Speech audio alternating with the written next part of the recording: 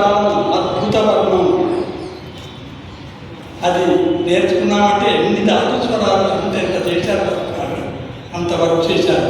అందువల్ల ఒక్క వర్ణంతో సరదాగా మొదలుపెట్టుకున్నాం. ఇట్లా మధ్య మధ్యలో నేను చదువుకుంటాను.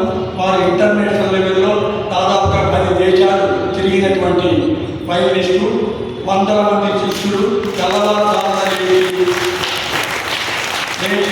హెడ్ ఫోన్స్ పెట్టుకుంటే రాత్రి 10 దాకా పాఠాలే పాఠాలు. నేను ఫుల్ ఫ్లెడ్జ్డ్ ఆర్టిస్ట్ కాదు, నేను ఆయుర్వేద డాక్టర్. తర్వాత నాకు వేరే సాంఘిక సంస్థల ఆరోగ్య భారతికి స్టేట్ వైస్ ప్రెసిడెంట్, ఇవన్నీ నాకు వేరే ఉన్నాయి. అయినప్పటికీ సంగీతాన్ని పోగొట్టుకోకుండా కాపాడుకున్నాను. నా జన్మ ధన్యమైపోయింది. అంత బిజీగా ఉండి కూడా వేరే పనులు ఉంది. నేను ఈ సంగీతాన్ని కాపాడుకుంటూ నాకు కుటుంబంలో ఉంది కాబట్టి ఎన్సివి జగన్నాథాచార్య గారి యొక్క నా 3వ అన్నయ్య, నేను 5వ వాడిని. ఎన్సి శ్రీనివాసరావు గారు పెద్దవారు మా అందరికంటే. కృష్ణమాచార్య గారు మా యొక్క కజిన్ బ్రదర్, ఎన్సి సంగీత సాహిత్య కళానిధి. వారి దగ్గర డైరెక్ట్గా ముందు గురుకులవాసంలో 12 ఏళ్ళ సుమారుగా 12 ఏళ్ళు ఆయన ఇంట్లో ఉన్నారు. ఇప్పుడు మనకి అవకాశం వచ్చింది, గవర్నమెంట్ కాలేజీలు ఉన్నాయి, అప్పుడు లేవు. మేము నేర్చుకోవాలంటే ఎక్కడో కూడా ఆశ్రయించాల్సింది. ఇవాళ మీ అందరూ very fortunate to get all the government నుంచి సహాయం ఉంది.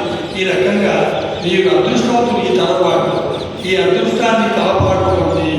ఏమంటే బీటెక్లో చేరాను, నాకు ఎంతసేపు 1 గంట సేపు ఆడుకోలేవా? ఏమంటే సెకండ్ ఇయర్ ఉంటానండి, పరీక్షలండి. నో, ఇది తప్పదు. ఇంకా మళ్ళీ మాట్లాడితే ఇది అష్టాంగ యోగం, ఇంకా చాలా పోవాలి. అష్టాంగ యోగానికి సంబంధించింది. దీంట్లో సంగీతంలో ఆసనం, ప్రాణాయామం, ప్రత్యాహారం, తర్వాత ధారణ, ధ్యానం, సమాధి అన్నీ ఉన్నాయండి దీంట్లో. పెద్ద 1 గంట టాపిక్ చెప్పాలి. వర్ణం గురించి మాట్లాడుకున్నాం, వర్ణం యొక్క ఇంపార్టెన్స్ గురించి మాట్లాడతాం. ఒక్క వర్ణం సరదాగా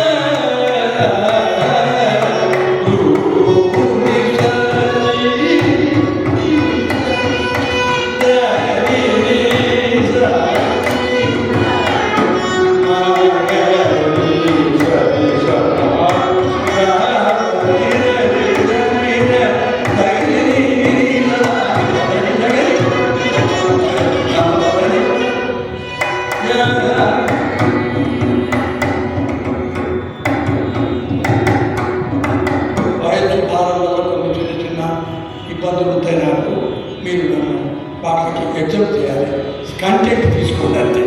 టేక్ మై కంటెంట్ ఉంది. నే